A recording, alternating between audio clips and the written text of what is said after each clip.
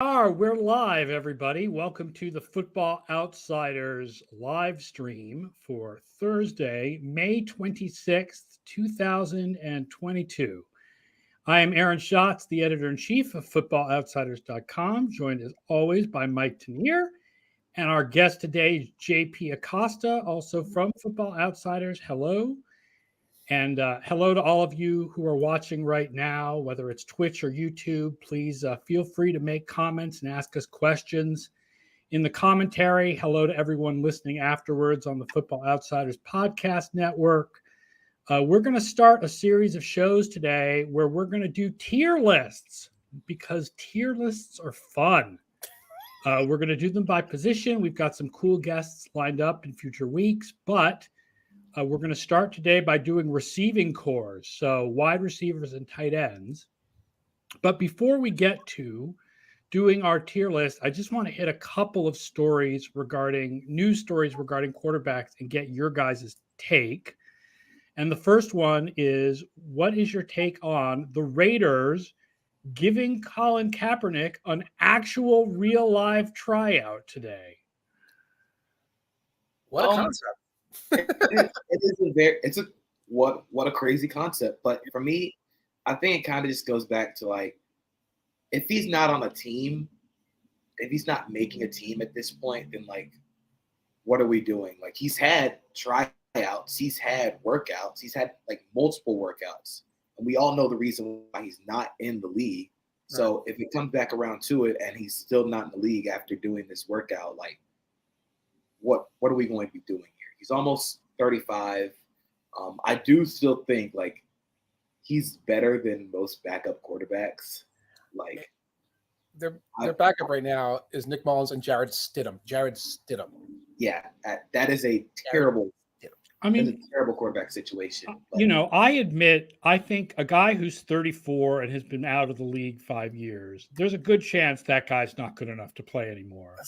But I would be interested to see him do training camp to find out. Agreed. Yeah. Like I said, I think we know why he wasn't in the league, and now getting him back in, he'll have that opportunity to prove once again to people who didn't believe the first time why he was out of the league. Because when he left, he was one of the best, not one of the best quarterbacks in the league, but he was a starting caliber quarterback. Of course, it's been 5 years since then, but it's going to be interesting to see.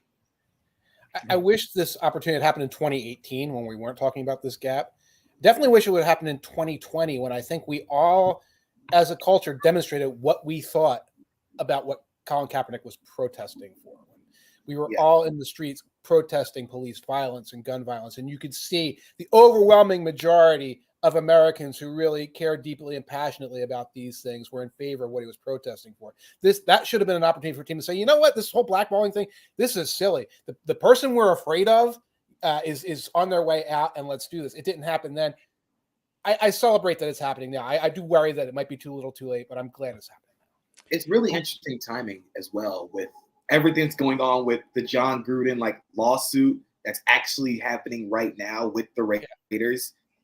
Like I said, I think Roger Goodell ultimately wanted Colin Kaepernick back in the league back in 2020, but it all came down to the owners not wanting him in the league. So I think it's a very good first step for Mark Davis and the Raiders to take this chance. But it is, like I said, it's very interesting timing considering everything that's going on with the Raiders right now. And as I've pointed out numerous times, there's never been a quarterback who was 29 years old and had 200 or more pass attempts who couldn't get into the league the next year, like who wanted in the league the next year and couldn't get in the league. And it doesn't matter how bad they are. So when people are always like, but he was declining, okay, he didn't have the best year when he was 29. But again, like, you don't take starting quarterbacks who are 29 years old and you just don't even give them a chance to be a backup. That just doesn't happen historically. Right. So that doesn't matter. It just doesn't happen historically. Like, even the worst quarterbacks at that age, like, if they've had playing time, teams give them a shot. Like, this was weird. And if they're just cynically giving him an opportunity for PR, they cynically didn't give him opportunities for 6 years of PR. It's still a step in the right direction. And if he gets the opportunity, then there's a chance. Another story that has come out over the last week, quarterback-wise, that the Panthers wanted Cleveland to pay $13 to $14 million of Baker Mayfield's salary. Now, Mike, your article today is a really funny preview of Baker Mayfield's future career, which I think is actually really accurate to what's going to happen to him. Like, he's going to bounce around the league, and then he won't be in the league for a while. And then there's a special happy ending for him. Phrasing, but not a Robert Kraft, more of a Tony Romo happy ending than a Robert Kraft happy ending. Anyway, yeah. Folks, you have to read it to find out what Aaron is talking about. But no, I love that Panthers story because it's like, hey, can you trade it? And can you pay most of it? It's like, can you take me out to dinner and pay for everything? That's kind of what they were going for. And, the Panthers said no. And it's funny because, we write about this and I go on radio and people ask, well, where's Baker Mayfield going to go? And it's like, he's going to go nowhere. No one's taking this salary. Team said, we're going to take Carson Wentz. We're going to take Drew Lock. We're not going to take this salary. When he is released, and they should just give up and release him because they're not going to work this magical trade where somebody takes him off their hands and takes his salary and gives them something, then teams will look at him. And you can read my article where I guess he might go next. It's up in the air because teams will look at him for 2 years and $14 million with incentives. Teams will look at him at that level, not the level they have to pay right now. And I think that's going to be the ultimately smart thing to do for other teams, because if Cleveland wanted to trade him, they should have done it before the draft. But nobody's going to want to take that salary. That's why the Panthers were basically asking for Cleveland to pay like half of it. It's like that meme, like it says like, who want me? And like 100% says no. That's where Baker Mayfield is at right now. Nobody wants him to be around because nobody wants to take on that contract. Right. I do think ultimately the funniest solution to this is him showing up to training camp. Yes. Like, I need him and the nasty man just throwing passes around because Baker Mayfield's the ultimate competitor. So the first time Nasty Man makes a mistake, like, you chose this guy over me? Hilarious passes. Like, I think he should have shown up at the beach with that off-season workout. She's like, hey, y'all going to the beach? I'll come with. Comes down there. Hey, I'm going to throw too. And shows up the first day. I'm here to compete for the starting job. They go to the off season in like Cabo. He brings his little like duck floaty. He brings his little floral shirts. Like, yeah, man, I'm ready to go too. I'm part of the team still. They're still paying my contract. Then Manziel shows up too. I mean, that's. Oh yeah, let's get everybody back in. It's like the ghost of Christmas Pass. It's just the ghost of Browns quarterback pass. Who else can we bring in here? Let's get Brandon Whedon back in here. Come on, everybody. Brandon Whedon is like 63 years old at this point, though, isn't he? I am Brandon Whedon. That's me. Look. You're gonna need a responsible person out in Cabo. You're gonna need an older veteran. He's the chaperone. Brandon Whedon is chaperoning. Oh. Yes. Brandon Whedon is the chaperone. You could not pay me enough to chaperone that group of individuals. We'll stop. I never want to do that day in my life.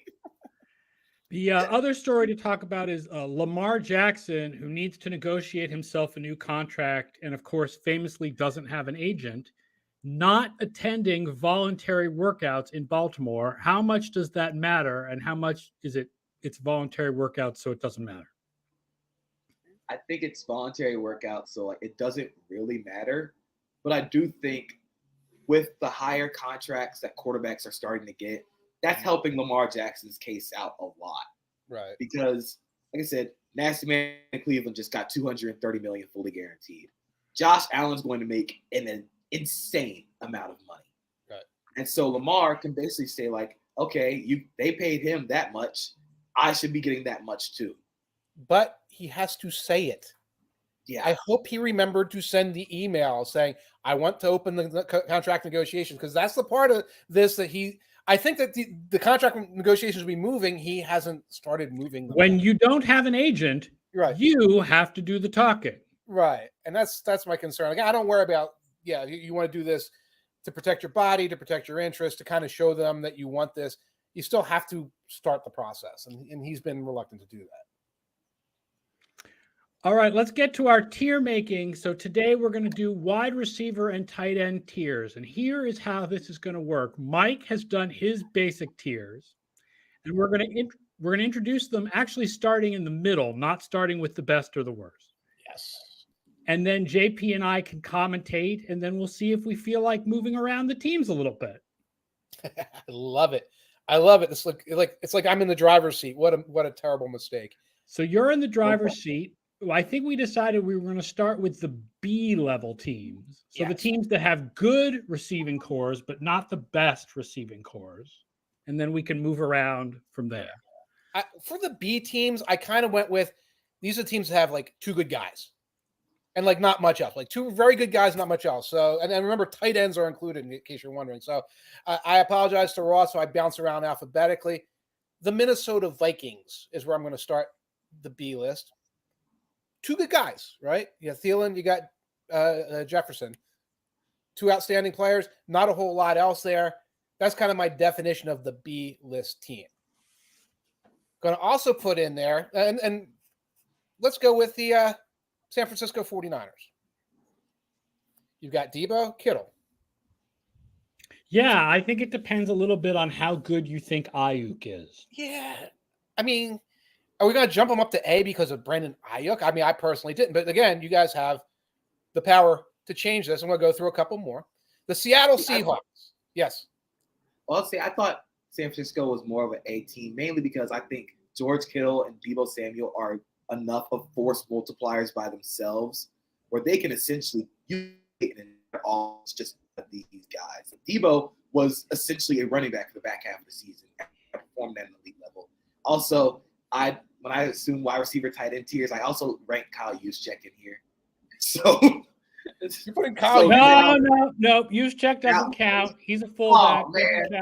Doesn't count as a tight end. Fine. We're two teams in, and we have fullbacks lining up at wide receiver here on our tier list. Don't blame me. Blame Kyle Shanahan. He's broken my brain. I will note, so I put together a list where I looked at last year's DYAR numbers for receivers and then moved everybody to their new teams and then did an estimate for rookies. And I only counted like the top 6 guys from each team so that you didn't end up with a team that had like a bunch of negative guys that don't even matter. And San Francisco is the highest team on that list that you did not have originally as an A or an S. Okay.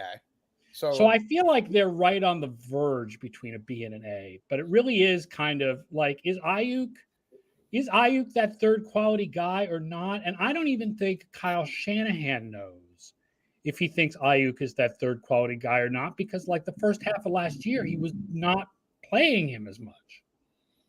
All right. It sounds like you guys want the 49ers in the A tier, so we'll move them up here. I'll give you a team that I know is going to stay in the B tier. The Seattle Seahawks. Two good guys. Really good guys. Two good guys. Two good guys. I think the concept of Noah Fant is intriguing, but right now it's very concept of Noah Fant instead of like actual Noah. Yeah. All right. Los Angeles Chargers. Two good guys. Keenan Allen, Mike Williams. And then the tight end's kind of a mess. They got some decent depth guys. All right. Buffalo Bills, two good guys. Diggs is 1.5 guys. 1.25 guys. So here's who's the other half? Is it Knox or is it Gabriel Davis? Yeah. Yes, it is. All right. I really like I think overall, I'm good with overall. I think with overall, I'm good with Buffalo being a B. They've got guys who are good. They've got like 3 or 4 guys who are good, but no like great other than Diggs. See, I think they're more of an A team mainly because I think their sum is like better than like if you say like individually, like Isaiah McKenzie by himself like is not that great of a receiver, but when you put him in the role that Buffalo has him in, like we saw late in the season where he essentially replaced Cole Beasley. And that offense got a little bit better. I also really, really like Gabe Davis as a wide receiver too, who can like I do also think I'm kind of going off of the last time I saw the Bills play, where Gabe Davis essentially torched the Chiefs defense. Yes. But I really, really do like that receiver core. I think Stephon Diggs, again, force multiplier at the position, but they have a really, really talented and deep receiving core. I agree. So we kind of get off the two good guys, but it's still kind of similar. The Washington Commanders, McLaurin, and the other good guy, you can either put in Samuel or the rookie, but either way. Again, I think they're more concept than actual, like. I would definitely move Washington down. Ooh, okay. Because, like, Curtis Samuel is, like, cool. He's a cool receiver, but he's rarely on the field. We haven't seen enough of De'Ami Brown to actually say, like, yeah, this can be a good player for this offense. I think Jahan Dotson is good. I just haven't seen him, like, in that offense yet. So, again, I think Washington is very much of a concept or idea rather than, like, actual good receiving core. Yeah, Logan Thomas is good, but not great at tight end. Yeah, right. By the way, Chad Reuter points out that you are completely dissing Will Dissly from Seattle. I mean, I actually like Noah Fant a lot, and you feel free to diss Will Dissly, JP. I'm down with that. Ridiculous contract that they gave him. It's clear that league. Okay, we can move on. Also in the B group, I have the Philadelphia Eagles. Yeah, A.J. Brown, Devontae Smith, Dallas Goedert, and no Jalen Reagor, or less Jalen Reagor. Less Jalen Reagor. I think the Eagles are good. They might be B+, but yeah, I think the B tier is the right place for the Eagles because we still haven't seen the big Devontae Smith NFL breakout yet. And I mean, I like Goddard, but Goddard is like Logan Thomas. He's good, but he's not great. Right. And also they now have J.J. Arcega-Whiteside as tight end now, which is going to be a very fun concept, again, instead of like actual thing. He's a special teamer. We are not going to see J.J. Arcega-Whiteside at tight end. That is the Jordan Matthews step that you take where you start bouncing, and you keep coming back to the Eagles after other teams are done with you. And Elliot keeps writing articles about you. Okay. Also, this might be controversial. The Kansas City Chiefs I have on the B tier. I actually agree. Okay. I think Kelsey by himself is very, very good. But I do think the Chiefs lack depth. I think missing Tyreek Hill really hurts their explosive plays, but you can kind of tell that they're shifting their offensive focus to be less big play, 40-yard touchdown to being more, okay, we're going to get guys who can sit in these underneath zones that were killing us the entire season. So you trade off those big explosive plays from Tyreek Hill for the 8-yard gains from Juju Smith-Schuster. But again, behind them, they don't really have a lot of depth. I definitely think Kansas City is a C. I like Kelsey. Ooh. Yeah. I like Kelsey. I think he's the best tight end in football. But at this point, the wide receivers are like, you don't have to move them to, if JP and Mike think B, then I'm being outvoted. But I say C because we haven't seen a full, really good, healthy season from Juju Smith-Schuster in a while. McCole Hardman never became the thing that he wanted to be. Sky Moore is a rookie question mark, like all rookie question marks. I don't think we should just, and if he puts up good numbers this year, some of that is going to be Mahomes oriented in the same way Byron Pringle did last year. I just think when you look at the receivers, not the tight end, but the receivers, I would put them at C. I like that now McCole Hardman is Tyreek Hill if you bought Tyreek Hill off of Wish. Being the second Tyreek Hill, he now has to be the speed guy along with Marquez Valdez-Scantling. So now they're like trying to combine them and like fuse them like Dragon Ball Z, fuse them. Right. But you can't replicate that. So I do agree with B. I kind of see the argument for C, but I just think Travis Kelce's too good. He's too good by himself for them to be a C tier like receiver core. And you're naming a lot of number 3 guys who have like a specific skill, and that's one of the things I can't with me. Like, yeah, Hardman has a specific skill as the reverse guys and everything. And Valdez Halfling, I'm not a big fan of him, but he is your bomb guy. And Juju is like your crossing route guy, and Sky Moore is there, and I like him. So I like Sky Moore, but yeah, like, oh, he's a MAC receiver, so we're set. So what are we keeping it B? You sticking with me? Yeah, Jay? I think you have one more team that was originally on your B list left to go. Yes, my most controversial choice, the New York Jets. As a fan of Garrett Wilson, I really like this.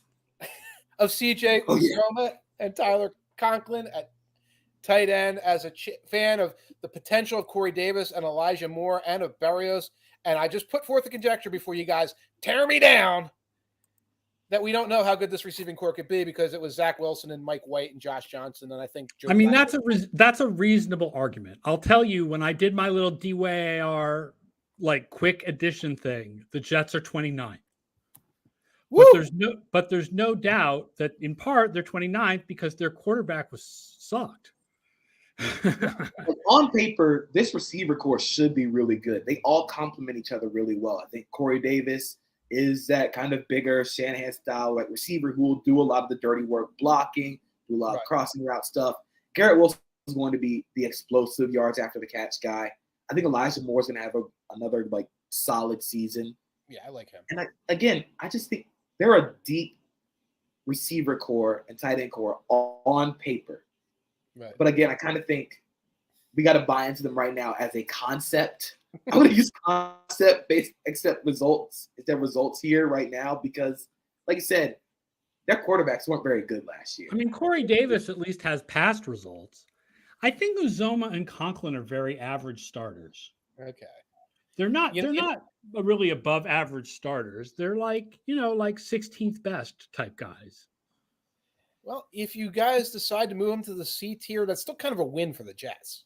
C tiers for the Jets are like big wins. So.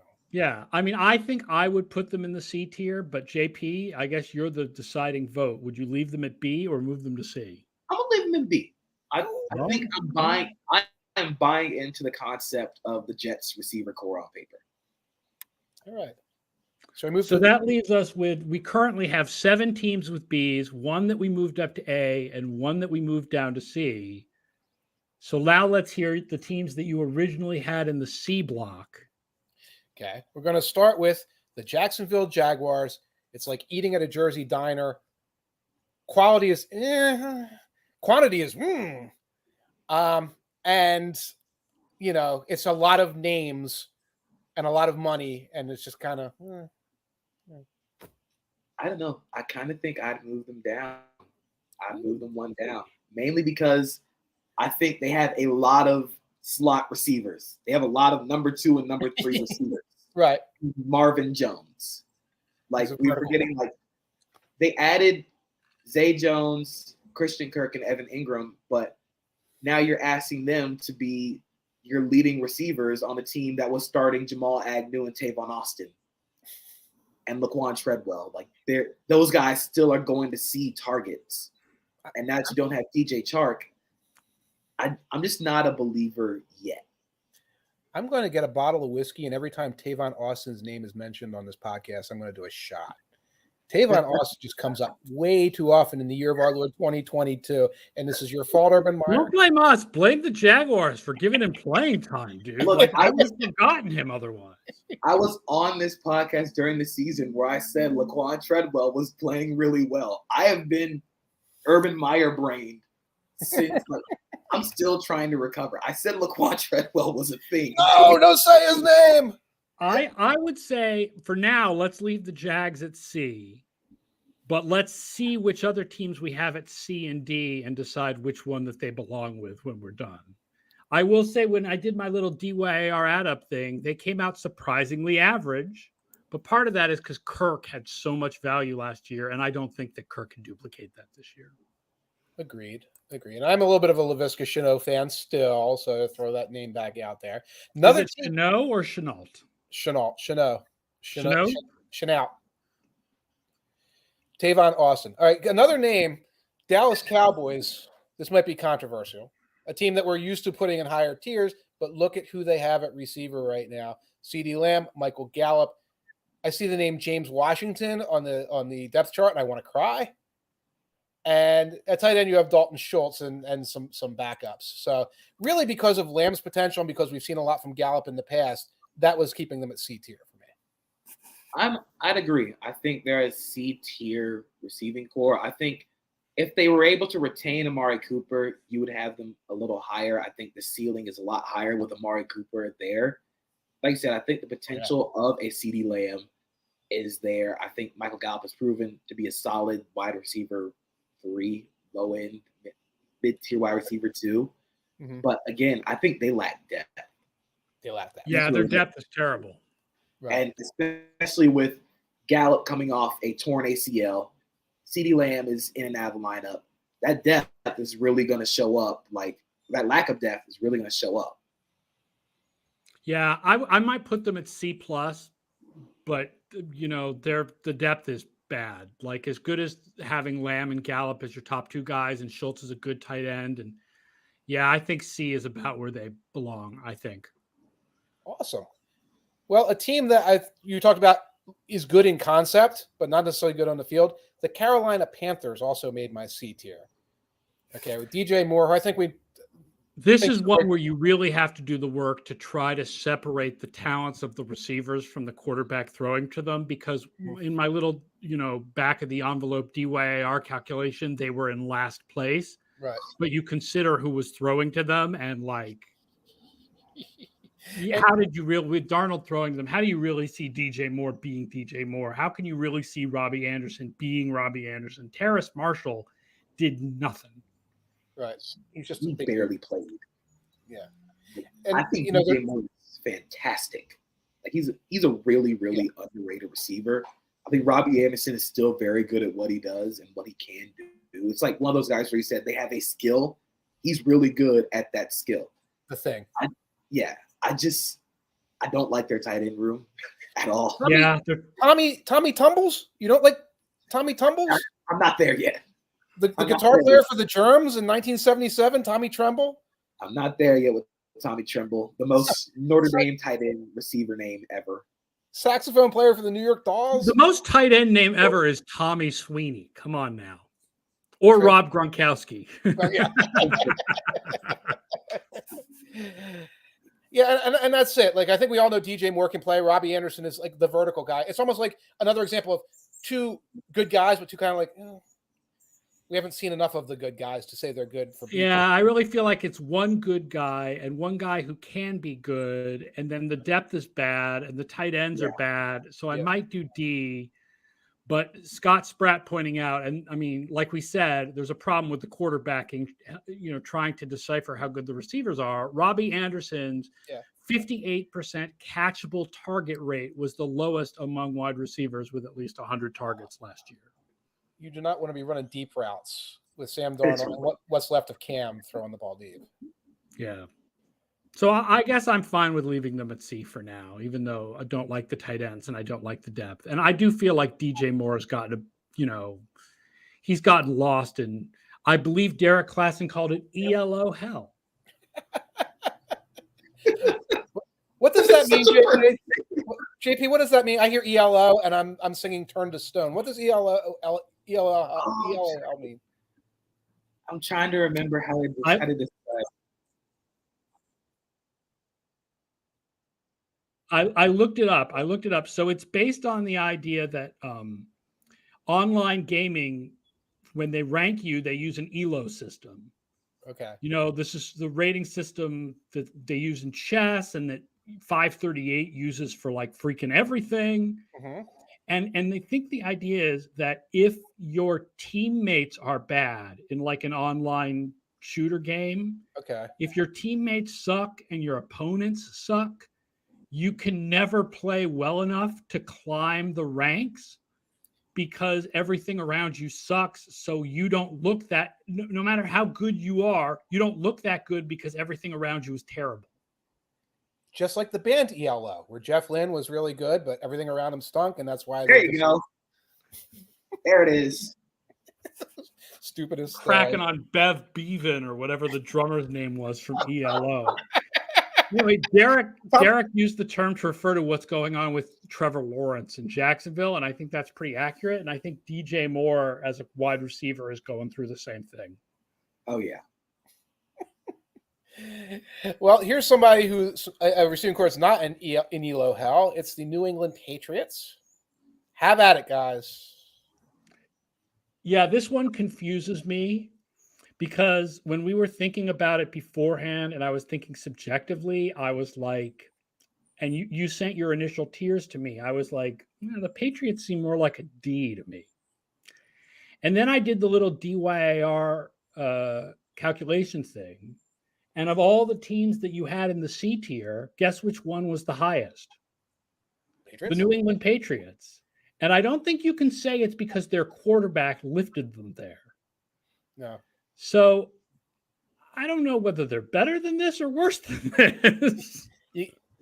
Initially, I had them in D tier. I think they're a lot like the Jaguars in terms of like they're a bunch of very good compliments without like the actual like. Okay, the way I'm gonna describe it is, it's like if you get an air freshener for a car, but you don't have an engine. Like, yeah, it's cool to have, but you don't have to make it go. I think they think Devontae Parker might be the engine, but I've never been a big Devontae Parker guy. But there's a lot there. Kendrick Bourne had a really good year. Kendrick Bourne was really good last year. Bourne is your great number 3. Bourne very good last year. Yeah. Aguilar, I don't know what is going on with that guy. Jacoby Myers is good, not great. Right. Yeah. Jonnu Smith is better than he showed last year. I mean, I think in the end, C level is the right place for them. Let's go on to the New Orleans Saints with the preface that I really assume we've seen the best of Mike Thomas. Whenever I put these in there, I don't know what Michael Thomas we're going to get, but we're not going to get 2018 Michael Thomas. That guy isn't coming back or isn't thrilled about coming back or whatever. So that's why the Saints are here. Yeah, I feel like, again, this is another one of those where we have to like imagine the concept of a healthy Michael Thomas, because it's been a while since he's actually been healthy. And when you compliment a healthy Michael Thomas with Chris Olave, that's a really good pairing. Yeah. I don't think Jarvis Landry is that good right now. I think a lot of his better playing days are behind him. But, I mean, again, it really all hinges on what Michael Thomas you're going to get. Yeah. And Troutman is sort of like Fetch. I keep waiting for it to happen. Also, and you guys, I think I went too high. I was too generous for the team I usually rip. The Indianapolis Colts. I might have stuck TY back in there in my brain, but I have them here. I would move the Colts down. I'd move them down too. Okay. I mean, you were talking about a second round receiver as their wide receiver too. And like not a first round pick, but a second round pick. And Paris Campbell is like vaporware. And Mo Alley Cox is like the 23rd best tight end in football. I love Michael Pittman as a wide receiver 1. I think he is ascending. He wasn't helped very much by Carson Wentz turning into Carson Wentz near the back half of the season. But again, they just lack depth. Like if you go past Alec Pierce on the depth chart, you get to a Michael Strawn and a Paris Campbell. And even with TY, like I don't think they're that deep as a receiver group. And again, Mo Alley Cox and I think it's Jelani Woods who they drafted. That's gonna be the biggest tight end room ever, and I'm excited to see it. But I just think that is a D tier core right now. I will point out, Useful Title asks about the Panthers if we can include Christian McCaffrey in the receiver group. If we're not including Juszczyk for the 49ers, we can't include Christian McCaffrey for the Panthers.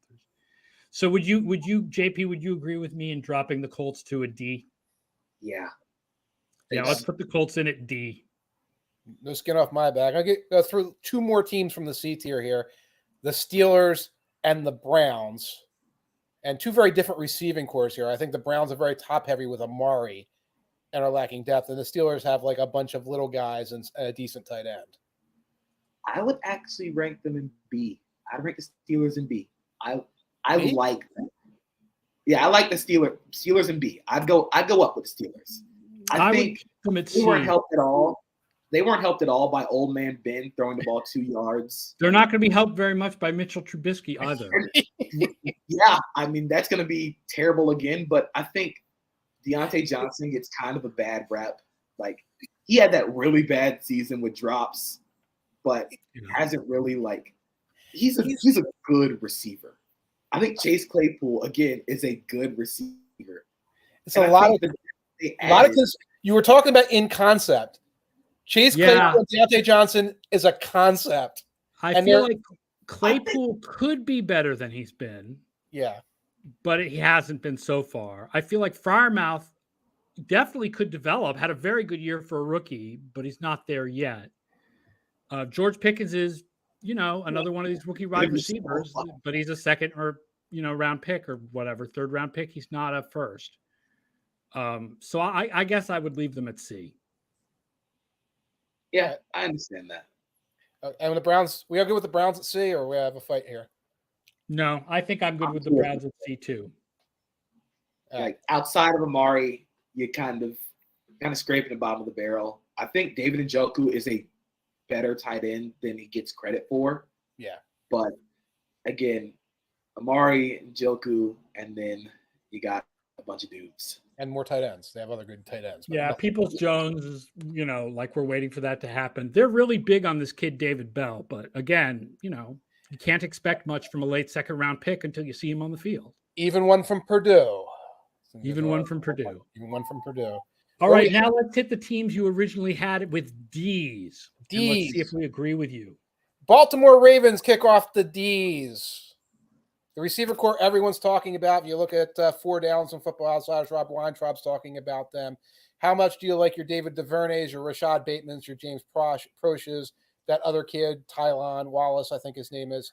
I think Mark Andrews keeps them from being lower. Okay. Mark Andrews. I think they would be an F if it wasn't for Mark Andrews. See, I think I am buying a lot into the concept because I love their tight end room. They're going to run 14 personnel where they only have Rashad Bateman and 4 tight ends on the field, and I'm going to love it. I think Mark Andrews, again, he's entering that tier of it being a force multiplier when he's on the field. Nick Boyle is going to be healthy.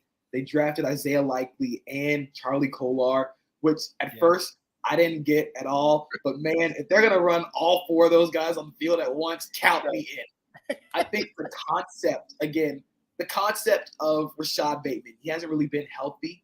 Right. And he's not being helped by Greg Roman's passing game at all.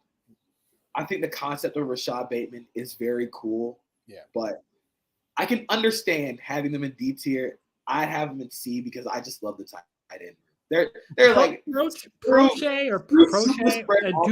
and Duvernay are such at nothings based on what they've done in their career so far that I really feel like as good as Bateman and Andrews is, and we kind of like those tight ends they took in the draft, I feel like those wide receiver 2 and 3, and there's no depth even after that, really draws it back.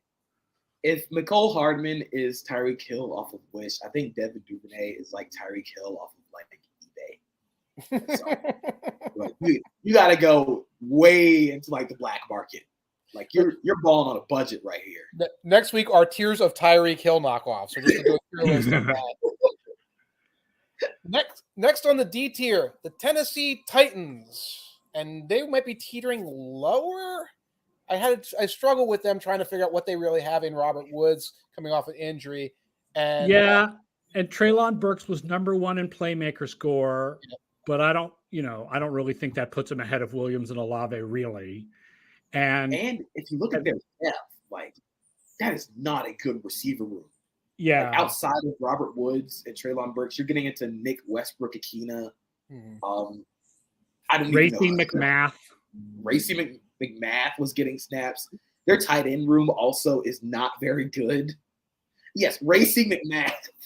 Yeah, at this point, their starting tight end is Hooper, Austin Hooper. That's a decent ball player. He's a decent ball player.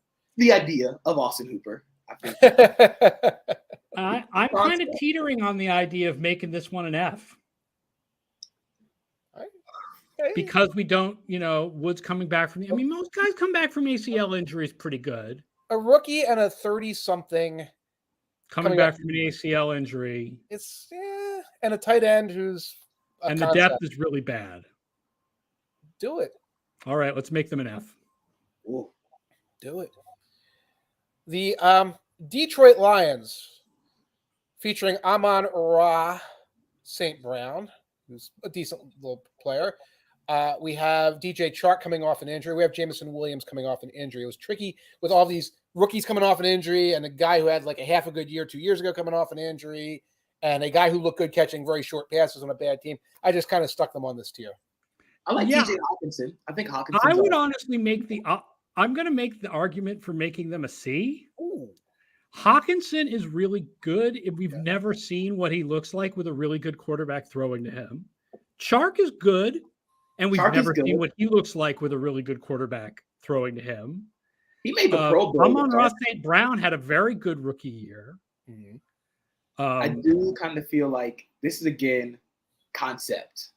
And the idea of this receiver core, like we're saying, like, yeah, Chark has been good, but coming off of a broken ankle, that's going to be interesting for a guy was mainly a deep threat in Jacksonville. Right. Jameson Williams is coming off a torn ACL. And I like TJ Hawkinson. I like Amon-Ra St. Brown, but I think D tier is right where they need to be right now. Like if we come back middle of the season and they outperform that tier, it wouldn't surprise me. But again, the concepts of the Lions right now, like on paper, it's a fine receiving group. Right. But it relies a lot on guys returning back to their previous form off of leg injuries. All right. If we're keeping them put, the Houston Texans, where we have Brandon Cooks, who has gone there to be forgotten by society, Nico Collins, who came on strong at the end of last year, John Mechie, another coming back from injury, a lot of guys who've been knocking around the league for 6 or 7 years, whose name you might remember, but you shouldn't care about, and a tight end group featuring Brevin Jordan, Pharaoh Brown, and Quentin Tarantino. Yeah, they're on the edge of F2. I like Brandon Cooks. I think he is still, I'm not going to say like elite wide receiver 1. I think he's more bottom tier wide receiver 1, high tier wide receiver 2. I think it is very much like that scene from the Temptations where it's like, I'm David Ruffin and these are the Temptations. It is, I'm Brandon Cooks and these are the Texans receiving options. Brandon Cooks is David Ruffin. Brandon Cooks is not David Ruffin, but again, the concept of John Mechie is very cool as a wide receiver 2, wide receiver 3. But again, he's also coming off of a torn ACL. So again, you're having to play a little bit of looking into the future with what this will look like. I do think they should stay in D tier. I'm a believer in Brandon Cooks. All right. I'll give them Brandon Cooks, keeping them in the D tier. Okay. Last team in the D tier, Gettleman's All-Stars, the New York Giants. All the leftover ghetto guys with God, this is one where it feels like they should be higher. Yeah. But when you look at the actual performance, I don't think they should. Like, God, it feels like Kenny Golladay is better than he looked last year, certainly. And he's been injured, but you have to price in the injuries. It feels like Sterling Shepard is better than his numbers show, but the numbers are 5 years of those numbers. Feels like Darius Slayton is better. There's no tight ends. Right. To be fair, they were having plays called for them by Jason Garrett and Joe Judge. And Kadarius Toney is good. Yeah, I don't know. This one might be on the verge of being a C. I think this is another one where it's kind of like the Lions, where if they outperform expectations this year, like, yeah, I would say like they'd be a C tier. But again, we're banking a lot on Kenny Golladay bouncing back. We're banking a lot on Kadarius Toney being better than he was last year. Wendell Robinson being the sleeper from Playmaker Score, but he actually just completely repeats all of Kadarius Toney's talents. It's like they took Kadarius Toney and hit him with the Honey I Shrunk the Kids thing. Wendell Robinson. Useful title points out, and this is how I felt. it feels like they should be higher, and the performance they should be lower. Mhm. Joey Sucks They says are very like much- Kadarius Toney's health is the difference between a C and a D. They're Who's the tight very end? much the vibes team. Like they give Who's the tight off end? like C-tier vibes. Like they should be better. If you look at them like on paper, like yeah, that's a C-tier receiving core. But then when you actually put them out on the field, they're like you said with Wan'Dale Robinson, Kadarius Toney, their skill sets are very redundant. It's gonna be interesting to see how Brian Daboll uses both of those guys at the same time, especially because they don't have a tight end. So Right. it was essentially going to be 10 personnel the entire game. They're going to be like, screw it, we're going to go super spread offense. It's going to look a lot like Oh, I think there'll be more Ricky Seals Jones than you think there will be, but There'd it's be more not Ricky going to be Seals good. Jones than anyone wants in this world of football fandom. it'll be more Ricky Seals Jones than Brian Daboll wants. It's going to look a lot more like the Bills pre-Tampa game without Josh Allen and Stephon Diggs and all the other good players. Like, that was going to look like. So If you took the Bills offense pre-Tampa and their super spread 10 personnel air raid, and like you turned your head to the right and then you closed your right eye and tried to draw the Bills offense what? from the period, that is the Giants. That's some dissing on Dawson Knox, but Giants at D. All right, I think what we'll do is let's finish out the bottom, Yes. and then we'll go and we'll do the best teams. Right. So let's finish it out with you originally had 2 teams at F and 1 team below F. Yes. At F, we have the Atlanta Falcons. And before you guys argue about Kyle Pitts, you're all double counting Kyle Pitts. Everyone's saying the same thing. Well, Kyle Pitts is a tight end, but we're going to move him to wide receiver. So he's going to be a really good wide receiver. So they have a really good wide receiver in Kyle Pitts. And they've got Kyle Pitts at tight end. You're double counting him. I'm He's not what- going to double count Kyle Pitts. My argument is going to be that Brian Edwards is better than you think the last couple of years. That is going to be my argument too. And that Kyle Pitts is going to be amazing. Oh, my God. Look, Thank you, Mike Tanier. they're not going to lead the league in yards of separation at all, but they're going to lead the league in the too little gesture where the receiver like bosses a dude and then does a little too little thing. Mhm. They're going to lead the league in that. Okay. Just going to tell you, Brian Edwards was catching 3 passes a game. And then Henry Ruggs, goodbye. Okay. Darren Waller gets hurt. Other guys get hurt. And Brian Edwards is still catching 3 passes a game. But boy, did those 3 passes look great. Oh, my God. Those 3 catches look awesome, man. Derek Carr was throwing to Fabian Moreau. I would honestly boost them to a D. Okay. I would too. I'm buying into the. Maybe I'm just too much of a Kyle Pitts stan, but I'm buying into the jumbo jet Falcons. right? And Obadiah Zechariah is the other wide receiver. Yeah, I mean, yeah, but I don't know. I'd put them at D. Let's put the Falcons with a D. All right. Well, let's talk about my other F team, the Green Bay Packers.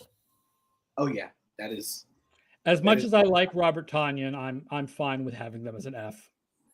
And also Robert Tonyan's Because coming it's off. like guy who looks better because of Aaron Rodgers, another guy who looks better because of Aaron Rodgers, another guy who looks better because of Aaron Rodgers, and a Division I AA second round receiver who we've never seen do it against the big boys. Right.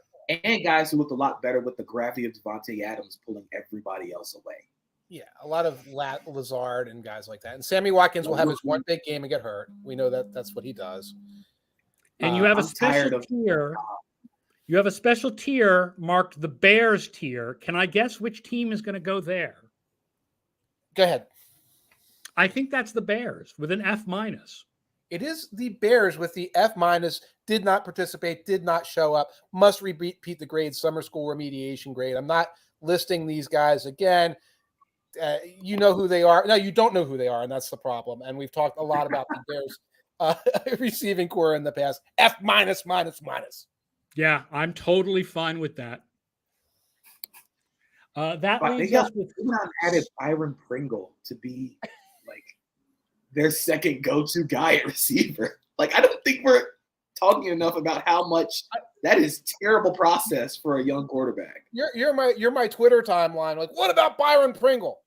It's like, what about Byron Pringle? You have no idea who he is at all. And then they'll hit me with, well, I went on your website and because he has a high DYAR. It's the classic guy who's, the DYAR is really good for Byron Pringle. It probably means Pringle is better than you think he is, but it also has a lot to do with Mahomes. Right. And being around Travis Kelce and Tyreek Hill, taking the gravity away. Yeah, he's better than you think he is because Demarcus Robinson and Mecole Hardman didn't put up those numbers. Right. Even though they had the same advantages that Pringle did. Pringle was better than them last year, certainly. It was a lot of short over the middle where Tyreek Hill took the lid off and Kelce was running this thing. And here's the 8-yard pass to Pringle. Yeah, I think what Pringle's DYAR suggests is that he was better than Robinson and Hardman, not that he's really that good. Fair enough. And they went out and drafted a 25-year-old rookie. There's 7 teams left, and I'm going to give away that Mike has one of those teams as the S tier. Yes. And I'll let people guess while we go through the teams that you have with A's. I'll let people guess in the comments which team you gave the S. But let's start with the A's. We'll start with Miami Dolphins at the A list with Tyreek Hill, force multiplier, JP. I think that's a pretty clear example of one. With Jalen Waddle at his side. Mike Gesicki, I think, is a very, very good tight end. And I think they have pretty good depth as well. See, I think there's a lot of people who really like Cedric Wilson. Yeah, that's a good. Yeah. I'm not as sold on their depth as most people are, but I think the top end, like Tyreek Hill, Jalen Waddle, are 2 very good complements to each other.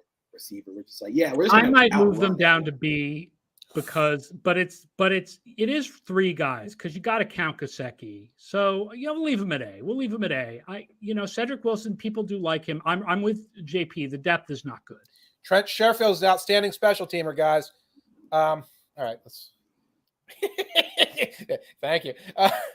Also in the A tier, the Tampa Bay Buccaneers. Country guys needs no introduction. I wasn't worried about whether Gronk comes back or not. I was just stuck in the A tier. Yeah, I think if Gronk doesn't come back, they're B. Really? I could see that argument. I think, again, they're lacking depth. I think they addressed that a little bit with adding Russell Gage to be their wide receiver 3. But, again, you get behind there, and it's Scotty Miller. Tyler Johnson hasn't seemed to get out of the Brady doghouse.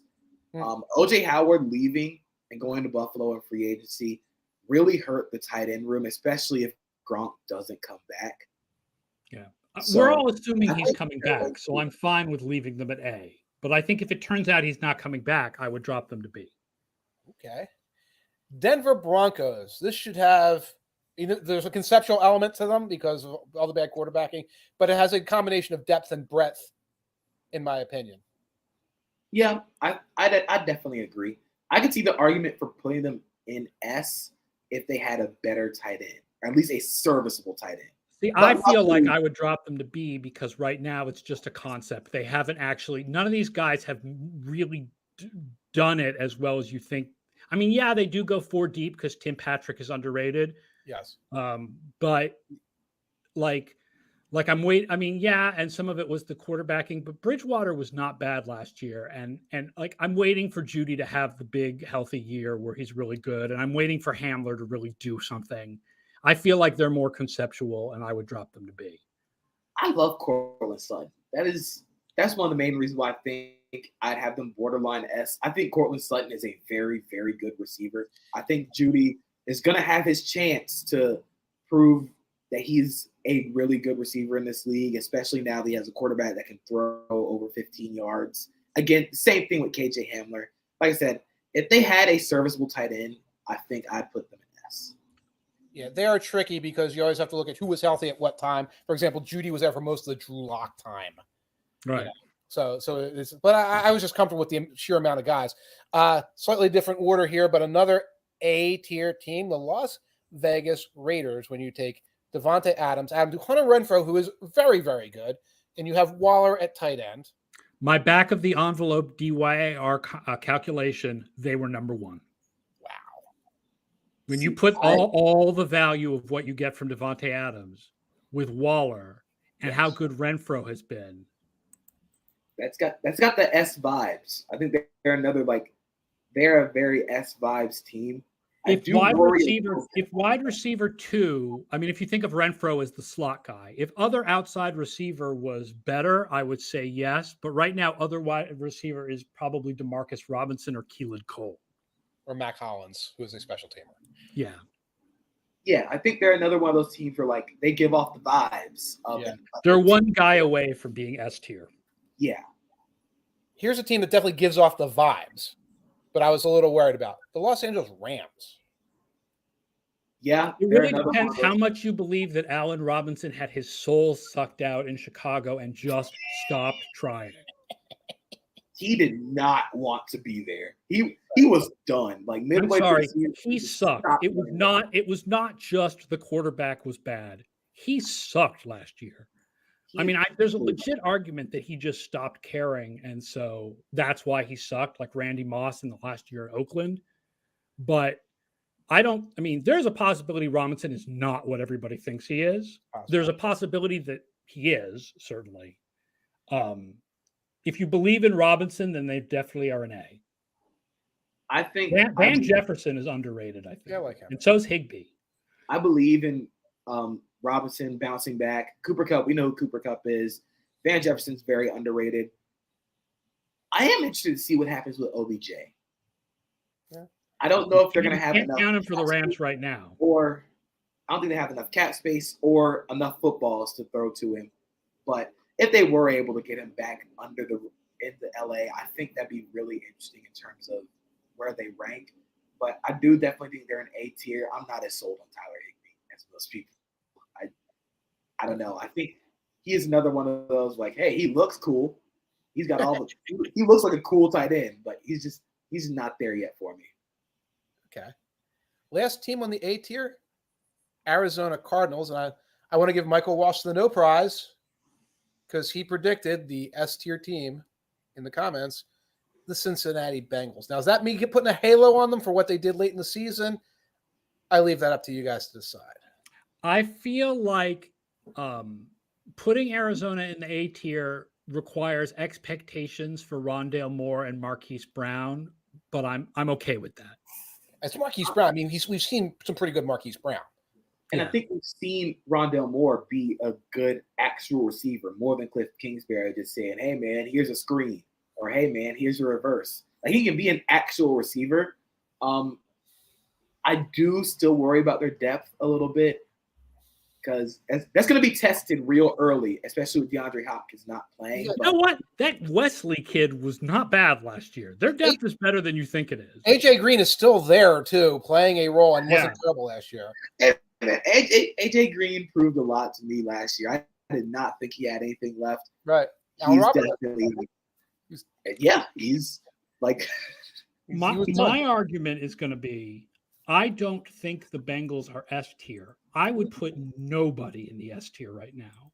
Ooh, because I think to be the S tier, you need an above average player at all 4 starting positions. And they don't have the tight end. Listen to the Patriots fan here. Well, if you only have Randy Moss and Wes Welker and Benjamin. No, because the team I was actually going to bring up as what would be an S tier team is Tampa Bay before Antonio Brown lost his mind. I don't think the Bengals are an S tier. I think they have.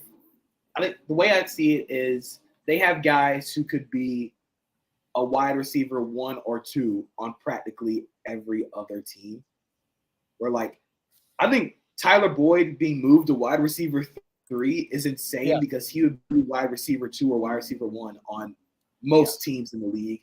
T. Higgins absolutely balled during the playoffs late in the season and was able to be that high-end wide receiver 2. And I think Jamar Chase right now is another force multiplier guy.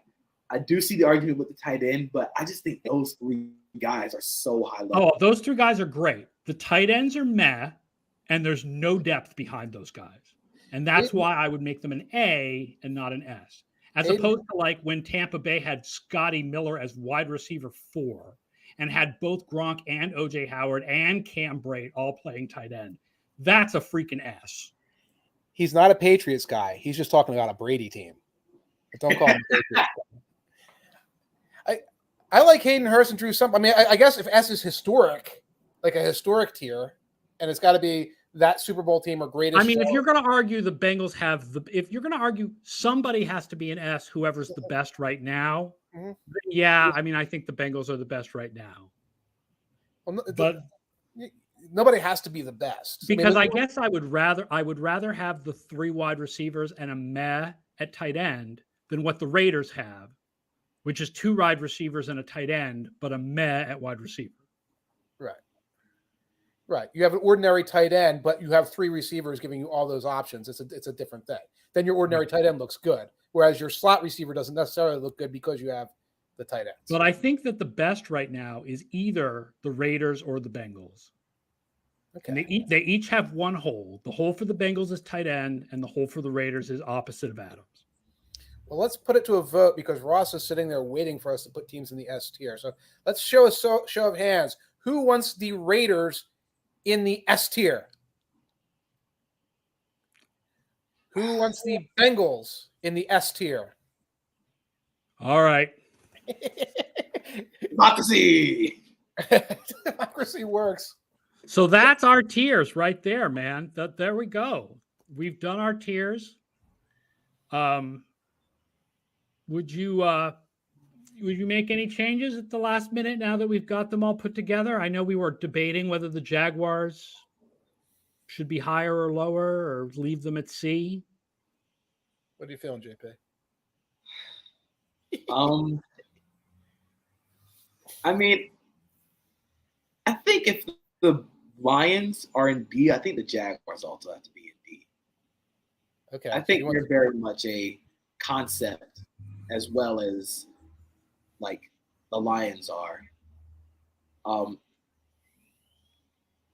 don't know, man.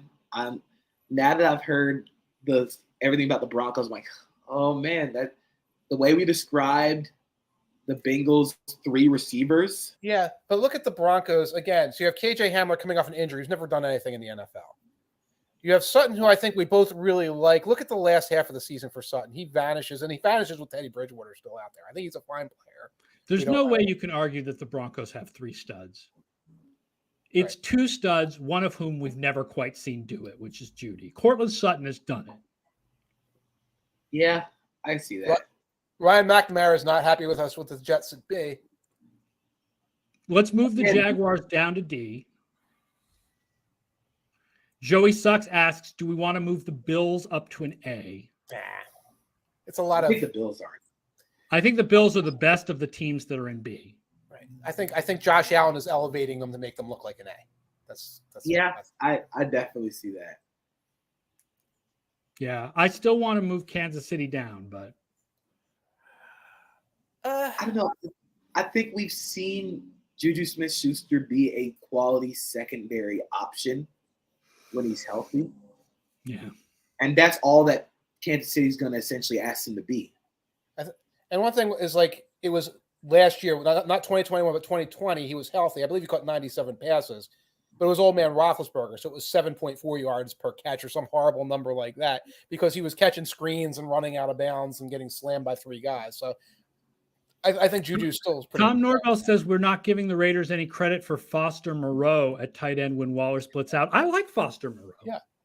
Yeah. I like Foster Moreau. The Raiders have better depth than the Bengals do, I think. It's just a question of which would you rather have, the 3 stud wideouts with a meh at tight end or 2 stud wideouts and a stud tight end with a meh at other wideout.